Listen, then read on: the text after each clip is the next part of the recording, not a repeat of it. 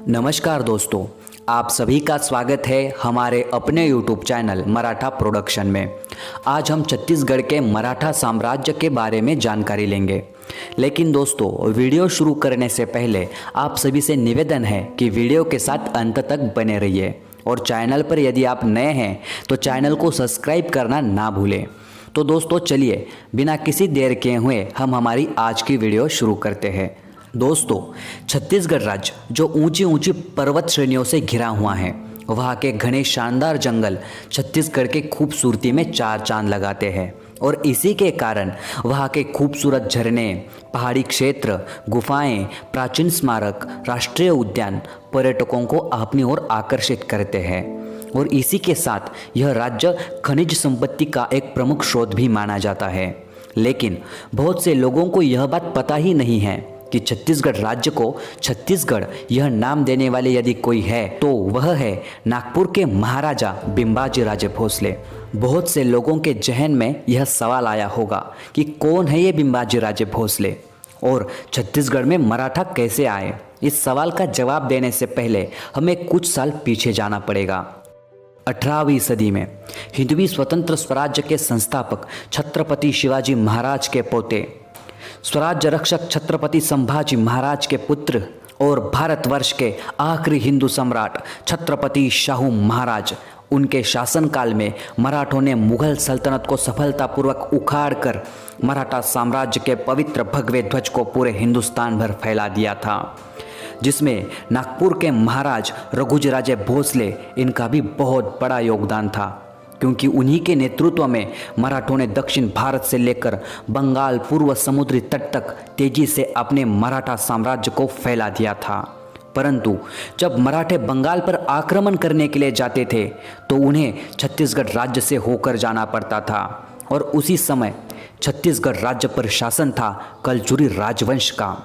कलचुरी राजवंश के राजा मुगलों के अंतर्गत अपना शासन चलाते थे, जिसके कारण मराठों को अनेकों दिक्कतों का सामना करना पड़ता था। और ऐसी परिस्थिति में नागपुर के महाराज रघुजीराजे भोसले इनके नेतृत्व में मराठों ने सन 1741 से सन 1745 के दौरान छत्तीसगढ़ राज्य पर आक्रमण कर दिया और छत्तीसगढ़ राज्य पर 1000 सालों से भी ज़्यादा शासन कर रहे कलचुरी वंश को एक झटके में उखाड़कर फेंक दिया और छत्तीसगढ़ राज्य में मराठा साम्राज्य की स्थापना कर दी। बाद में कलचुरी राजवंश के शासक रघुनाथ सिंह और अमर सिंह, इन दोनों ने बिना युद्ध लड़े ही मराठों की शरण ले ली और उन्होंने मराठों का अधीनत्व स्वीकार कर लिया। इस प्रकार मराठों ने छत्तीसगढ़ राज्य पर अपना स्वतंत्र राज्य करना शुरू कर दिया। लेकिन कुछ सालों बाद 14 फरवरी 1755 नागपुर में रघुजीराजे भोसले का देहांत हो गया और इसी के साथ मराठों ने एक महान पराक्रमी योद्धा खो दिया। रघुजीराजे भोसले के मृत्यु के बाद मराठा साम्राज्य का 30% हिस्सा अकेले नागपुर रियासत का था, जो कि उस समय वो हिंदुस्तान की सबसे बड़ी रियासत थी। रघुजी महाराज के मृत्यु के बाद उनके 4 पुत्र थे। पहले जानोजी, दूसरे पुत्र थे मधोजी, तीसरे पुत्र थे बिंबाजी और चौथे एवं आखिरी पुत्र थे साबाजी। इन चारों भाइयों ने आपस में सुलह करके अपने अपने हिस्से के प्रदेश आपस में बांट लिए, जिसमें जानोजी को मिला नागपुर राज्य, मधोजी को मिला चांदा राज्य, बिंबाजी को मिला छत्तीसगढ़ राज्य और साबाजी को मिला बरार राज्य। इस प्रकार नागपुर रियासत अब 4 हिस्सों में बंट चुकी थी। छत्तीसगढ़ में मराठों का शासन। रघुजी महाराज के जो तीसरे पुत्र थे बिंबाजी राजे भोसले, वह थोड़े से निराश हुए क्योंकि उनके हिस्से में आया था छत्तीसगढ़ राज्य। उस समय छत्तीसगढ़ राज्य एक आदिवासी क्षेत्र था, जहाँ की भाषा, संस्कृति और जीवन मान मराठों से बहुत अलग था।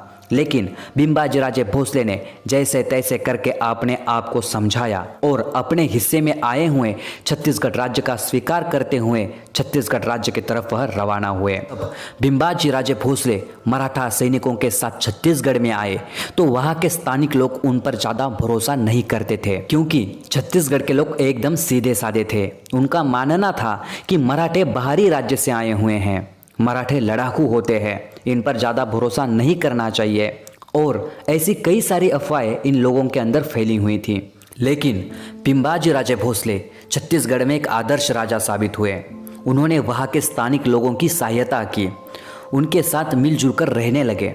एक राजा का जनता के प्रति प्यार देखकर वहाँ के लोगों ने भी बिंबाजी राजे को अपने राजा के रूप में स्वीकार कर लिया, जिसके बाद बिंबाजी राजे भोसले ने अपने शासनकाल में छत्तीसगढ़ राज्य का बहुत सारा विकास किया।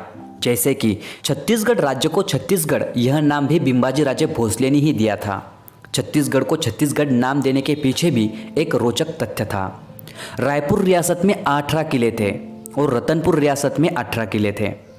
बिंबाजी राजे ने इन दोनों रियासतों का एकत्रीकरण किया, जिसके बाद रतनपुर रियासत के 18 और रायपुर रियासत के 18 ये पूरे किले मिला के 36 किले हुए और किला यानी कि गढ़, और इसी वजह से छत्तीसगढ़ यह नाम इस राज्य को प्राप्त हुआ। और इस बात का सबूत हमें सरकारी दस्तावेज में 1795 को मिलता है, क्योंकि ब्रिटिश अधिकारी कैप्टन ब्लैट ने मराठा शासनकाल में ही अपने पत्र में छत्तीसगढ़ शब्द का पहली बार उल्लेख किया था। और इसी के साथ नागपुरकर भोसल्यांची बखर इस किताब में भी छत्तीसगढ़ शब्द का उल्लेख हमें देखने को मिलता है। बिंबाजी राजे भोसले ने अपने शासनकाल में छत्तीसगढ़ में अनेक सांस्कृतिक और प्रशंसनीय कार्य किए, जैसे कि छत्तीसगढ़ में मराठी और मोड़ी भाषा का प्रचलन करवाया, साहित्य, कला, संगीत का विकास किया। विजयदशमी के दिन छत्तीसगढ़ में स्वर्ण पत्र देने की प्रथा शुरू की, गणेश उत्सव की शुरुआत की। रतनपुर में भगवान श्री राम का राम टेकड़ी मंदिर, खंडोबा मंदिर, लक्ष्मी नारायण मंदिर, आई तुलजा भवानी मंदिर। रायपुर में दूधाधारी मंदिर का जीर्णोद्धार करवाया।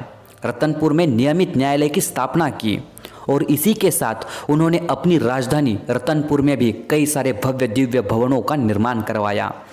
बिंबाजी राजे भोसले का शासनकाल छत्तीसगढ़ का स्वर्ण काल भी माना जाता है और उन्हीं के शासनकाल में यूरोपीय यात्री कोलब्रुक छत्तीसगढ़ में आए थे।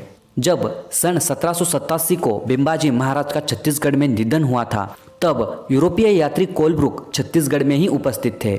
यूरोपीय यात्री कोलब्रुक बिंबाजी राजे भोसले के बारे में लिखते हैं कि बिंबाजी राजे भोसले एक महान और लोक कल्याणकारी राजे थे। उनके मृत्यु होने पर पूरा छत्तीसगढ़ राज्य दुखी हुआ था। इससे हम बिंबाजी महाराज की लोकप्रियता का अंदाज लगा सकते हैं। बिंबाजी महाराज की समाधि आज भी छत्तीसगढ़ के गिरियाबंद जिले में ग्राम नरवा गांव में स्थित है। छत्तीसगढ़ का मराठा साम्राज्य 114 सालों तक बना रहा। इन 114 सालों में 5 मराठा राजाओं ने छत्तीसगढ़ पर शासन किया। मराठा शासनकाल में ही छत्तीसगढ़ को एक अपनी नई पहचान प्राप्त हुई। आज भी छत्तीसगढ़ राज्य में लाखों की संख्या में मराठा रहते हैं, जो रायपुर, बिलासपुर, रतनपुर, कोरबा, मुंगेली ऐसे कई सारे शहरों में आपको देखने को मिलेंगे। इस प्रकार आज हमने देखा छत्तीसगढ़ के मराठा साम्राज्य के बारे में। तो चलिए दोस्तों, मिलते हैं अगली वीडियो में नए जानकारी के साथ। जय शिवराय, जय शंभूराजे।